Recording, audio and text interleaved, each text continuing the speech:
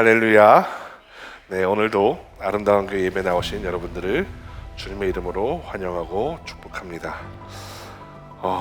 교통사고가 나신 분도 있고 아프신 분도 있고 그런데 여러분들 건강관리 잘 하셨으면 좋겠고요. 특별히 여름 감기, 또 냉방병, 그리고 또 요즘에 다시 코로나가 걸리는 사람들도 있다고 합니다. 그래서 건강관리 잘 하시고 여러분들 건강을 위해서 저도 기도하도록 하겠습니다. 기도에 관한 아주 유명한 이야기가 하나 있습니다. 여러분들 유명한 이야기이기 때문에 어딘가 들어보신 적 있으실 수 있습니다. 여러분들 마음속으로 대답해 보시면 좋겠습니다. 나는 100% 기도 응답 받는다 하시는 분들 계실까요? 나는 100% 기도 응답 받는다. 아니면 나는 한 7, 80%는 기도 응답을 받는 것 같다. 고개 끄덕끄덕 하시는 분도 계세요. 나는 한 50%는 기도 응답 받는 것 같다. 또 나는 한 30%, 20% 받는 것 같다. 아니다, 나는 기도 응답을 받아본 적이 없다 하시는 분도 있을 수 있습니다. 그런데 이렇게 질문을 한 다음에 목사님이 이게 정해진 이 틀이에요. 사실 여러분들 100% 기도 응답 받습니다. 믿으시기 바랍니다. 그러면 이제 아멘 하고 이제 해설이 나가는 건데요. 왜냐하면 이런 거예요. 우리는 우리의 기도나 우리의 소원, 소망을 하나님이 듣고 내가 바라는 대로 해주셨을 때 기도 응답을 받았다라고 생각한다는 겁니다. 근데 실제로는 그렇지가 않습니다. 하나님이요, 예스로 응답해 주실 때도 있고요, 노로 응답해 주실 때도 있습니다. 한편으로는 야, 지금은 아니니까 기다려라고 응답하실 때도 있습니다. 예를 들어 이런 겁니다. 예를 들어서 저희 아내가 저한테 문자를 보냅니다. 나 이거 좀 해줘, 부탁해 라고 이야기했을 때 응답이 없다는 거는 그 문자를 제가 익십한다는 거고요. 근데 응답이 있다는 거는 뭐 어떤 것도 포함하냐면 알았어 해줄게 또 응답이지만 안 돼 지금 나 그거 못해 또 응답이라는 거죠. 또 이것도 응답이에요. 내일 하면 안 돼? 또 응답이라는 거죠. 그러니까 그 목사님들이 이제 하는 얘기가 하나님은 100% 응답하십니다. 그러니까 여러분들 내가 원하는 대로만 기도 응답 받았다고 그것만 바라지 마시고 하나님께서 안 된다고 하실 때도 기다리라고 하실 때도 다 하나님의 섭리가 있는 거니까 여러분들 이제 100% 응답 받는 그런 믿음으로 기도하시기 바랍니다. 이렇게 이야기한다면 자, 여러분들 이제 대답해 보세요. 여러분들 100% 응답 받으시는 분, 그러면 이제 다 손을 드는 그러한 세트인 거죠. 그런데 이 이야기 끝에 저는 궁금해지는 게 하나 있습니다. 뭐냐면 100% 응답 받는다. 그래, 그건 그럴 수 있지. 그래. 사실은 아까 이야기했던 익십도 하나의 대답일 수 있죠. 나 그거에 지금 대답하고 싶지 않아. 라는 대답일 수도 있죠. 그런데 우리가 기도를 100% 응답 받는 거 알겠어. 근데 예스로 응답 받는 게 몇 프로고, 노로 응답 받는 게 몇 프로고, 기다리라고 응답 받는 게 몇 프로고, 또 그렇게 익십당하는 경우는 몇 프로인지 또 궁금해지기도 합니다. 왜냐하면 사람들은 기도 응답을 바라기 때문입니다. 5만 번의 기도 응답을 받았다고 하는 조지 밀러 목사님의 기도에 관한 책은 언제나 기독교 서점에 가보면 베스트셀러의 자리를 차지하고 있습니다. 이왕 기도할 거 100% 예스로 응답받으면 얼마나 좋겠습니까? 그런데 대부분은 기도할 때 어떤 느낌이 드냐면 하나님이 내 기도 들으셨는지 아닌지 헷갈립니다. 오히려 많은 성도님들은 하나님이 침묵하고 계시다라고 대답할지도 모릅니다. 또한 그럼에도 긍정적인 분들은 돌아보면 하나님이 내 삶에 언제나 개입하셨다라고 말하는 경우도 있습니다. 그런데 오늘 성경에는 아주 놀라운 표현이 등장합니다. 바로 제가 주황색으로 강조해 놓은 저 표현인데요. 전에도 없었고 후에도 없었던 기도 응답을 받았다라는 겁니다. 이렇게 하시면 여호와께서 이스라엘 편에 싸우셨기 때문이다 라고 되어 있습니다. 이 말씀처럼 성경에 여러 가지 기적이 있지만 오늘 나오는 기적이 유독 그래 보인다라는 겁니다. 도대체 무슨 기도였길래, 어떤 응답이었길래 이렇게 이야기를 하고 있는지 오늘 살펴보면서 우리도 전무후무한 기도의 비밀을 배우게 되는, 깨닫게 되는 오늘이 되기를 간절히 소망합니다. 배경 설명이 필요합니다. 지난주 설교에서 나누었던 것과 같이 이스라엘은 아이성을 점령했습니다. 아이성 전투가 가지는 의미는 당시에 가나안에 살던 사람들에게 꽤 강렬했습니다. 아이 사람들은 베델과 연합하여 지형의 이점을 활용하면서 약 12,000명의 사람들이 사는 그 규모의 마을에서 항전을 했던 겁니다. 그런데 그렇게 싸웠는데도 불구하고 아이성이 이스라엘에 패배했습니다. 가나안 사람들은 공포에 휩싸였습니다. 가나안 사람들은 이에 대해 두 가지 방법으로 대응을 하는데요. 첫 번째는 기브온 사람들이었습니다. 기브온 사람들이 했던 이야기는 9장에서 나오는데, 기브온 사람들은 이스라엘과 화친을 맺고자 했습니다. 이스라엘 사람들이 가나안 전체를 차지하려는 게 목적이었는데, 기브온이 화친을 청하면 그걸 들어줄까? 근데 방법이 없어 보이는 거예요. 꾀를 냅니다. 멀리서 온 것처럼 낡은 옷을 준비합니다. 떡을 만든 다음에 한 며칠씩, 한 열흘씩, 보름씩 뒀다가 다 말라 비틀어진 떡을 가지고 마치 멀리서부터 여행을 와서 옷이 해지고 그다음에 음식도 이렇게 변해버린 것처럼 연출을 해서 이스라엘을 찾아옵니다. 이스라엘을 찾아와서 야, 우리랑 친하게 지내자라고 화친을 청합니다. 여호수아와 이스라엘은 속았지만 하나님의 이름으로 맹세했기 때문에 그 맹세를 지키려 했습니다. 이제 이스라엘과 기브온은 동맹 관계가 되었습니다. 그런데 이렇게 이스라엘하고 친해지려고 했던 사람들이 있는 반면에 이스라엘하고 싸우자고 했던 사람들도 있습니다. 오늘 본문 10장 3절에 언급되어 있습니다. 예루살렘을 다스리는 아도니세덱이라는 왕이 헤브론과 야르목과 라기스, 에글론이라는 5개 나라와 연합군을 구성한 겁니다. 이들은 연합군을 구성한 다음에 이스라엘을 바로 쳐들어가기가 겁이 나는 거예요. 이스라엘 군대가 크니까. 그러니까 가장 먼저 자기들이 배반했다고 생각했던 기브온을 공격합니다. 이스라엘 본대를 공격하는 것보다 기브온을 공격하는 게 유리한 측면이 있습니다. 왜냐하면 원래 전략 전술의 핵심이 뭐냐면 많은 군대로 적은 군대를 공격하는 게 전략 전술의 핵심이에요. 예를 들어서 적이 10,000명이 있고 우리가 5,000명밖에 없더라도 적이 이렇게 진을 치잖아요. 5,000명이 다 같이 몰려가서 여기서 300명 죽이고 이 10,000명이 이제 다 돌아오면 도망갔다가 또 저쪽에 500명 잡아 죽이고 이쪽에 1,000명 죽이고 이런 식으로 해서 이 10,000명을 갉아먹는 그게 전략 전술의 기본이거든요.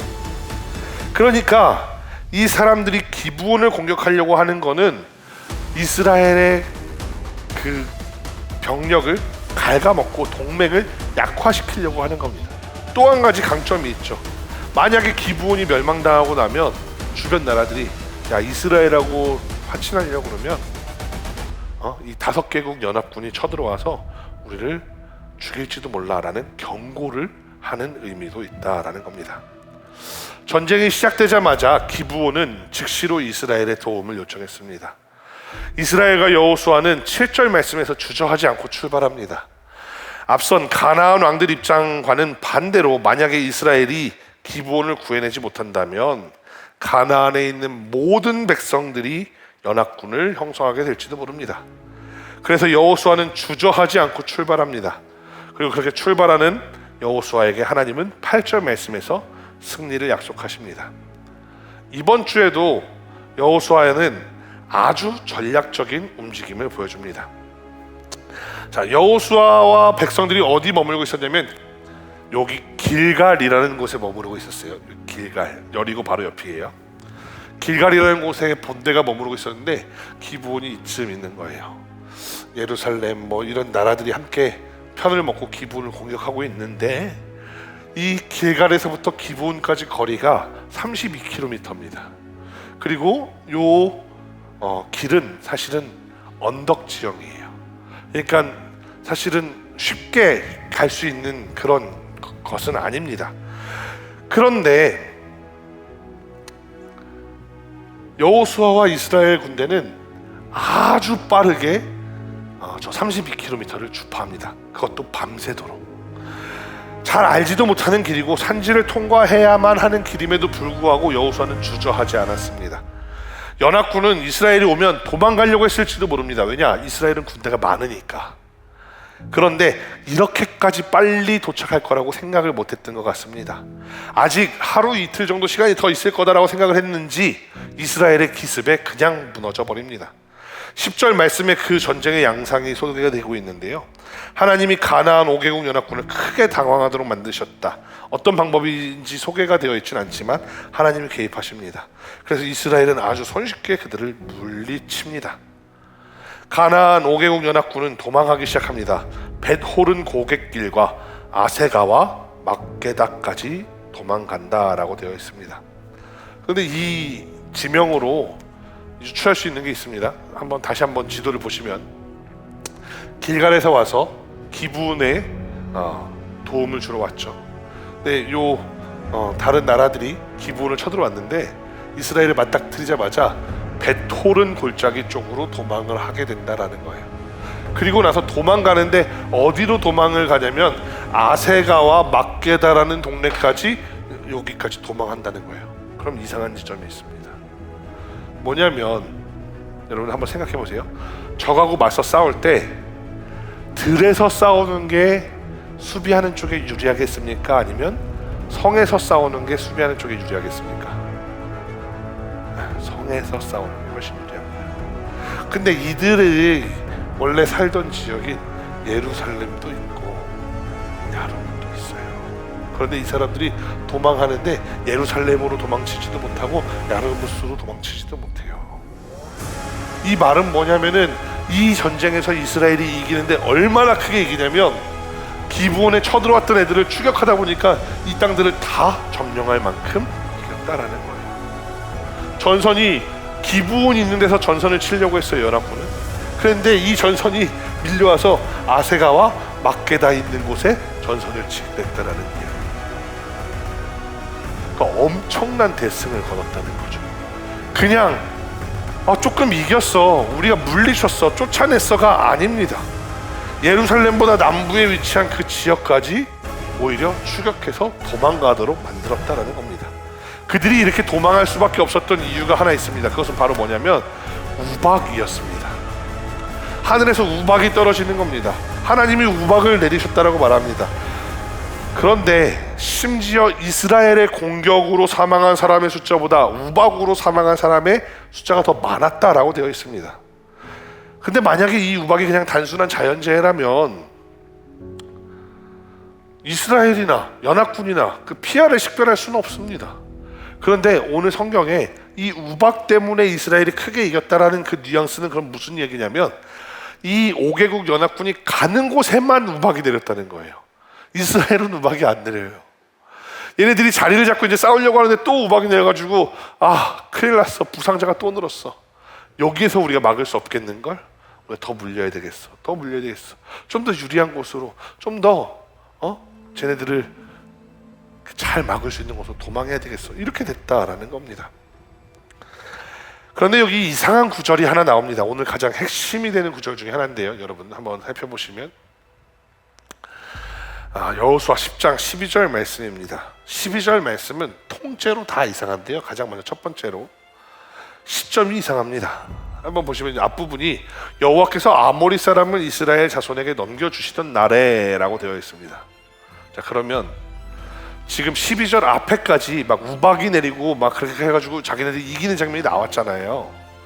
그러면은 저 기도를 하는데, 여호수아가 지금 하나님께 기도를 하는데 저 기도의 장면이 길갈에서 출발할 때 기도했다는 건지, 아니면 기브온에 도착할 때쯤 기도했다는 건지, 아니면 베토론에서 베토론 골짜기로부터 시작해서 아까 아세가나 그런 곳까지 추격하면서 기도했다는 건지 그 시점이 불분명합니다.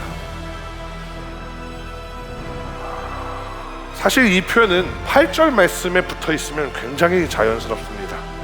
왜냐하면 8절과 12절 말씀 사이에 이스라엘과 5개국 연합군의 전쟁이 이미 진행되었기 때문입니다.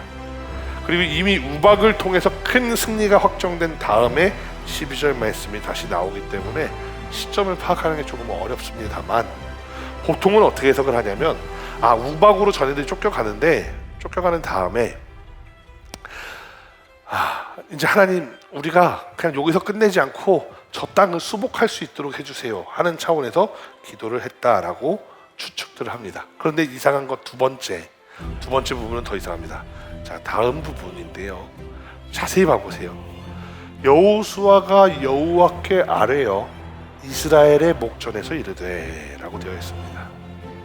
자, 여호수아는 하나님께 기도하는 장면, 여호수아가 하나님 앞에 하나님 내 기도를 들어주세요 하고 기도하는 장면처럼 나오는데, 그 기도를 누구 앞에서 하고 있냐면 이스라엘 앞에서 하고 있다라는 거예요. 자, 그런데 남들이 보게 하는 기도라고는 하는데 문제는 더 심각한 게 세 번째예요. 보세요. 대사가 뭐냐면, 여호수아의 대사죠. 이거는 태양아 너는 기브온 위에 머무르라, 달아 너도 아얄론 골짜기에서 그리할지어다, 이렇게 기도한다는 거예요. 자, 여러분, 제가 기도하겠습니다. 자, 하나님께 기도할 겁니다. 여러분 잘 들으세요. 주시가 너는 올라갈지어다, 나라의 정세는 안정될지어다. 이러면 제가 누구한테 하는 말이에요? 주식한테 하는 말이고 나라의 정세한테 하는 말이잖아요. 그러니까 이게 여호수아가 하나님께 기도하는데 백성들 앞에서 하나님께 기도하는 모양으로 보이겠느냐라는 거예요. 만약에 제가 이런 이야기를 하면 여러분들이 그냥 지성서 목사가 축복을 하나 보다 라고 생각을 하지, 저게 하나님의 기도라고 생각할까라는 겁니다. 그런데 실제로 이런 형태의 기도가 존재하긴 합니다. 제가 어렸을 때 장이 약했습니다. 배가 아팠던 적이 좀 있었는데, 제가 어릴 때 저희 아버지가 제가 배가 아프면 종종 기도해 주셨습니다. 제가 그 기도를 어제 떠올리면서 이거를 원고를 작성을 했는데, 한번 보세요. 이렇게 기도하셨어요. 하나님, 성서가 배가 많이 아픕니다 하면서 머리에도 손을 얹고 배에도 손을 얹고 기도하세요. 하나님께서 고쳐 주시옵소서. 우리까지 기도한 다음에 그 다음 멘트가 이겁니다. 엄한 목소리로, 아주 엄격한 목소리로, 하나님의 사랑하는 아들 성서의 배를 아프게 하는 근원아, 마귀 사탄의 역사야, 너희들은 예수 그리스도의 이름으로 명하노니 떠나갈지어다, 이렇게 기도하시는 거예요. 이런 형태의 기도인 거예요. 오늘 말씀도 이런 기도를 명명하는 말이 따로 어떻게 있는지는 모르겠지만 저는 개인적으로 대사의 기도라고 정해봤습니다. 연극 대사로 말하는 것이 아니고요, 외교관들이 대사로서 그 나라의 뜻을 전달하는 기도라는 겁니다. 실제로 뉴스들을 보다 보면, 실제로 대사들을 만나다 보면 그 나라의 의견들을 전달해 주는 경우가 있고요, 반대로 또 개인 의견을 전할 때는 대사들은 반드시 이건 우리 나라의 입장이 아니라 내가 개인적으로 드리는 충고인데 이렇게 나는 생각합니다 라고 말하는 것을 볼 수 있다라고도 합니다. 사극을 봐도 마찬가지죠. 사극에 보면 저렇게 신하가 나와서 어명이요 합니다. 근데 저 뜻을 전달하는 신하보다 어명을 듣는 사람이 더 높은 경우도 있어요. 예를 들어서 임금이 그냥 가장 가까운 신하에게 네가 지금 당장 가서 내 어명을 전달해라, 그래서 도장을 꽝 찍어주면 그 사람이 가까운 데 있던 사람이니까 별로 높은 사람이 아닐지라도, 심지어 누구한테도 가야 되냐면 정승한테도 가야 돼요. 장군한테도 가야 돼요. 장군한테 가서 어명이요 하는데, 이 장군은 예를 들어 요즘으로 따지면 별 4개짜리 장군이고, 어명이요 하는 사람은 무궁화 2개짜리 중령일 수도 있는 거예요. 어명이요 하면 어떻게 되냐면 이 별 4개짜리 장군이 그 어명 앞에서 무릎을 꿇게 되는 겁니다. 마찬가지입니다. 12절 말씀에서 여호수아가 하나님께 기도했다라고 되어 있습니다. 그런데 여호수아의 기도는 하나님께 기도하는 것과 동시에 하나님의 명령을 전달하는 겁니다. 8절 말씀에 보면 이미 하나님은 아모리 사람들, 그러니까 이 5개국 연합을 아모리 연합군이라고 하거든요. 이 아모리 사람들이 이스라엘에게 넘기셨습니다. 한 사람도 너를 당할 자가 없다라고 이미 하나님이 말씀하셨습니다. 그리고 전쟁을 진행하는데, 전쟁을 진행하다 보니까 필요한 것이 있었습니다. 그게 바로 뭐냐면 해가 멈추고 달이 멈추는 것이었습니다. 밤이 깊어지고 이곳 지형을 더 잘 아는 사람들이 산지로 숨어버리면 답이 없습니다. 성경에도 유사한 사례가 나옵니다. 사울 왕이 다윗을 추격하는데 잡을 수가 없어요. 이스라엘에는 산지도 많고 굴도 많거든요. 이곳저곳으로 숨어다니고 굴로 숨어들면 찾아낼 수가 없는 겁니다. 이러한 이유로 여호수아는 낮이 길었으면 하는 그런 마음이 있었습니다. 오늘이 지나가면 저들이 다시 정비를 갖추고 반격해 올지도 모르기 때문에 하나님의 명령을 수행하기 위해서 외쳤습니다. 태양아, 너는 기브온 위에 머물러라. 달아, 너는 아얄론 골짜기 위에 머물러라. 그리고 오늘 성경은 그 기도가 응답되었고 그것으로 인해 아모리 사람들을 물리쳤다라고 되어 있습니다. 여러분들도 직장에서의 일을 한번 떠올려 보면 좋겠습니다. 예를 들어서 어느 회사에서 여러분들이 있는 거예요. 특별한 프로젝트를 추진합니다. 이번 일을 잘 끝내면 이걸로 벌어지는 돈이 한 50억 된다고 쳐봅시다. 여러분들이 그 일을 진행하기 위해서 출장을 갔어요. 출장을 갔는데 원래는 거기 사무실도 다 있고 거기 식당도 다 있어. 그래서 뭐 돈 들 거 없어라고 이야기했는데 가봤더니 사무실이 너무 변변치 않고 식당도 제대로 준비가 되어 있지 않은 거예요. 그래서 문구류도 좀 사야 되고 뭐도 좀 해야 되고 하는데 출장을 나갔는데 그거를 일일이 보고합니까? 전화해서 저 자 하나만 살게요. 가위 하나만 살게요. 저희 밥 오늘은 제육볶음 먹을게요. 내일은 순대국밥 먹을게요. 그렇게 보고하느냐는 거죠. 아니에요. 50억짜리 프로젝트 하러 갔으니까 여기 왔는데 사무실이요 좀 변변치 않네요. 여기 좀 권한을 주시면 저희가 여기 일 잘할 수 있도록 그렇게 하겠습니다. 저희 얼마까지 써도 되나요? 하고 통으로 명령을 받는 거예요. 보통 이런 걸 턴키라고 하죠. 턴키를 받아가지고 그 일을 하는 거예요. 조금 여러분들 일로 바꿔서 생각해봐도 마찬가지입니다. 아이들을 가르칠 때 필요한 책이 있어요. 근데 그 책을 아이들이 가르칠 때마다 부모님들한테 물어보고 동의를 구하고 사라고 합니까? 아니죠. 예를 들어서 병원에서 환자를 내시경 진료를 하는데 이 내시경에 필요한 뭔가를 내가 되게 사소한 건데 추가로 좀 더 써야 될 것 같아. 뭐 약품을 더 쓰거나 뭘 바꾸거나 할 때 다 일일이 보고하고 있습니까? 그 정도는 자유가 보장이 되기도 하는 거죠. 마찬가지예요.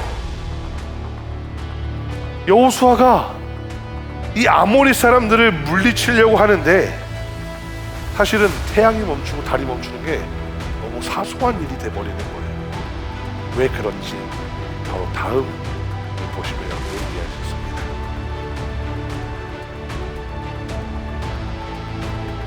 태양이 멈추고 달이 멈추는 장면입니다.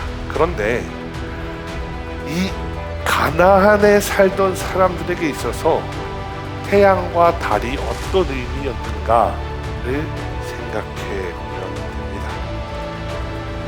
가나안에 살고 있는 사람들의 입장에서 태양은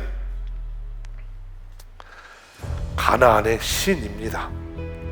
벅멜이라는 사람이 쓴 더 아모리 다이너스티 오브 우가릿이라는 책에 이 내용이 소개가 되어 있는데 태양신의 이름이 뭐냐면 샤프슈라는 이름입니다. 근데 이 샤프슈라는 태양신은 우가릿과 메소포타미 지역, 메소포타미아 지역, 그러니까 오늘 성경의 배경이 되는 가나안 지역을 포함하는 그 지역의 신이었어요. 그리고 그 샤프슈라는 신이 주신으로 여겨졌던 건 어느 동안이었냐면 청동기 시대, 기원전 3000년부터 1000년 다윗 왕국이 세워질 때까지 저 샤프슈가 저 나라의 주신이었어요. 또한 달도 마찬가지입니다. 니칼이라고 부르기도 하고 야리흐라고도 부르기도 하는 저 달도 아모리 사람들의 아주 중요한 신이었습니다. 태양이 만약에 여러분들 그나마 좀 잘 아는 이야기를 바꿔서 태양이 제우스라면 달의 신은 포세이돈이나 하데스 정도 되는 그런 신으로 여겼던 겁니다. 이 지점을 염두에 두고 오늘 본문을 바라보면 이야기가 특별해집니다.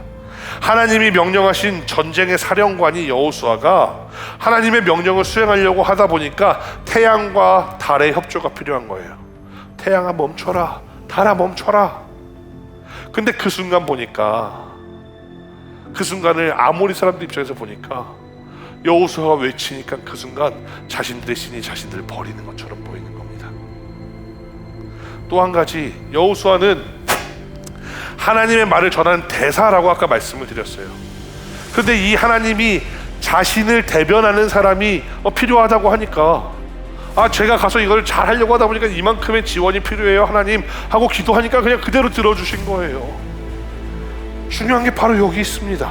전무후무한 기도응답의 비밀은 바로 여기 있습니다.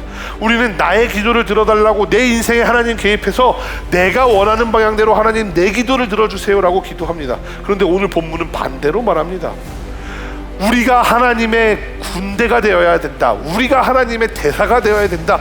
우리가 하나님의 선봉장이 되어야 한다라고 말합니다. 여호수아가 하나님의 선봉장이 되어서 아까 샤푸슈라는 태양신, 야리르라고 하는 그 달의 신, 내가 무찌르겠습니다. 하나님 저들을 섬기는 이방신들을 섬기는 사람들 내가 무찌르겠습니다 하면서 기도할 때 하나님이 그 기도를 들어주셨다라는 겁니다. 제가 기도에 관한 책들을 몇 가지 찾아보니까 보통 성도님들의 기도가 몇 가지로 수렴합니다. 첫 번째 물질의 문제, 두 번째 건강의 문제, 세 번째 인간관계의 문제, 네 번째 자녀관계의 문제 등등등. 그 다음에 조금 더 넘어가면은 죄를 고백하는 경우, 요거는 천주교식으로 따지면 고해성사처럼 그런 기도를 할 때가 있습니다. 또 다른 사람을 위해서 기도할 때 중보기도라고 하기도 하죠.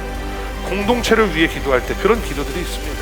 그런데 가장 중요한 건 뭐냐면 우리가 전무후무한 하나님의 응답을 받는 비결은 뭐냐면 하나님께 온 포커스해서 하나님께 시선을 고정해서 하나님 내 기도 들어주세요가 아니라 하나님이 원하시는 게 뭐예요?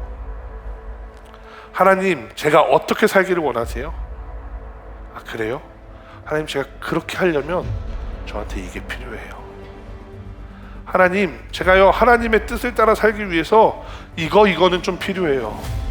하나님 제가 하나님 뜻을 따라 살려고 노력할 테니까 하나님도 제 필요를 채워주세요. 이렇게 기도해야 된다는 겁니다. 하나님의 영광이 나타나고 하나님의 나라가 확장되고 하나님의 정의가 이 땅에서 실현되기 위해서 그렇게 기도하면서 하나님 나의 부족한 것들을 채워주옵소서 이렇게 기도해야 된다는 겁니다. 14절 말씀을 여러분들 보면은 이는 여호와께서 이스라엘을 위해서 싸우셨습니다 라고 되어 있습니다. 오늘 본문에서 직접적으로 언급되고 있지는 않지만 여호수아는 하나님의 전쟁의 선봉장이었던 겁니다. 자신을 위해서 전쟁에 나서는 병사를 천대하는 이도 없습니다. 여러분도 한번 생각해 보세요. 직장에서 일을 잘하는 어떤 직원이 있다고 생각해 봅시다. 이 직원이 무슨 일만 하면은 돈이 엄청나게 벌리고 평가도 좋은 거예요. 그런데 그 사람이 어디 몸이 아프다. 대표가 직접 면회를 가고 달래주겠죠. 보양식도 챙겨주고 보너스를 줘야 되나 휴가를 줘야 되나 그런 생각을 하겠죠. 또 그 직원이 결국에 일이 나한테 너무 몰리고 너무 힘들어서 못하겠어요 그만둘게요 하면 다 와서 말리면서 임원들도 말리면서 연봉을 더 줄까 이런 이야기를 하게 되는 거죠.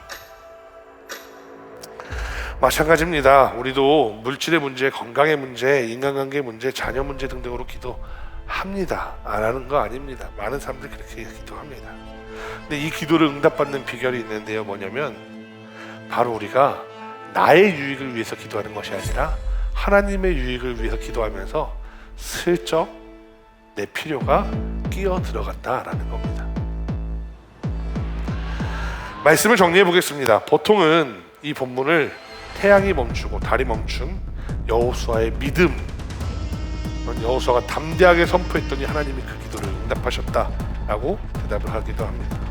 그렇게 설교를 하기도 합니다. 그런데 꼭 그렇지만은 않습니다. 태양을 멈추고 달을 멈추셨던 것은 하나님이 스스로 필요하셨기 때문에 저 아모리 사람들의 신들을 오늘 그들이 그들에게서 떠났다, 그들의 신이 그들에게서 떠났다라는 것을 보여주기 위해 하나님의 필요로 하나님이 응답하셨을 수도 있다라는 겁니다. 그렇다면 오늘 본문에 드러나는 건 뭐냐면 여호수아의 믿음이 아닙니다. 뭐냐면 오히려 하나님의 주권입니다. 때로 우리는 믿음이 좋아야 기도 응답을 받는다라고 생각합니다. 나의 필요를 위해서 기도하는 것과 하나님을 위해서 기도하는 것 자체가 믿음의 차이라고 할 수도 있겠지만 그 믿음의 차이 때문에 기도 응답을 받고 받지 못하고 할 수도 있겠지만 그렇지 않은 경우도 있습니다. 오히려 믿음의 방향이라고 생각하는 것이 좋겠습니다. 나의 요구를 채우기 위해서 하나님을 믿는 것이 아니라 하나님의 주권이 드러나기 위해서 나의 믿음이 있어야 합니다. 성경을 읽어보아도 그렇고 간증들을 들어보아도 그렇습니다. 때로 우리는 기적을 해석할 수가 없습니다. 왜 이 기도를 들어주셨는지 알 수가 없을 때가 더 많습니다. 그저 아무 이유 없이 하나님이 저 사람 기도는 들어주시고 이 사람의 기도는 안 들어주셨다라고 할 수도 있습니다. 그저 하나님이 시혜적으로 베풀어 주시는 은혜를 언젠가 나도 기도하다 보면 하나님이 나에게도 은총을 베풀어 주시겠지 하는 마음으로 기다릴 수도 있습니다. 일반적으로는 맞습니다. 하나님은 믿은 지 얼마 안 된 초신자의 기도를 들어주시기도 하고요. 어떤 경우에는 40년, 50년을 목회한 목사님의 기도를 응답하지 않으실 때도 있기 때문입니다. 그러나 만약 같은 기도라면 하나님의 일을 하겠다고 하는 사람의 기도에 응답하시겠습니까? 아니면 자기 자신의 유익만을 위한 기도에 응답하시겠느냐라는 겁니다. 오히려 오늘 본문은 하나님의 주권을 드러내기 위해 태양신과 달의 신조차 침묵하게 만든 본문으로 봐야 합니다. 그래서 본문은 이렇게 고백합니다. 여호와께서 사람의 말을 들으신 날은 전에도 없었고 후에도 없었다. 전무후무한 기도의 응답을 받기 위해서는 우리가 하나님의 편에 서야 합니다. 하나님의 선봉장 여호수아의 관점에서 보면 결국 이 사건은 하나님이 어떤 분인지 깨닫게 되는 사건입니다.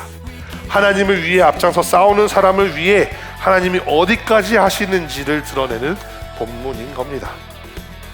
우리 기도가 응답되는 비밀은 우리의 열심이, 우리의 믿음이 얼마나 크냐가 아닙니다. 우리가 누구 편에 서 있는가라는 겁니다. 태양과 달을 멈춘 것은 여호수아의 믿음이 크기 때문이 아니라 하나님이 이스라엘의 편에 서셨기 때문입니다. 그러므로 우리가 기도할 때 하나님께 무엇을 받아내고야 말겠다라는 태도로 기도하는 것이 아니라 하나님의 은혜를 신뢰하면서 하나님, 내가 하나님의 편에 서겠습니다. 내가 하나님의 편에서 가장 앞장서 하나님의 뜻을 이 세상에 전하겠습니다 라고 기도해야 여러분의 기도가 전무후무한 응답을 받게 되는 것입니다. 여러분, 그렇게 기도하는 그런 아름다운 신앙인들이 되시기를 간절히 부탁드립니다. 기도하겠습니다.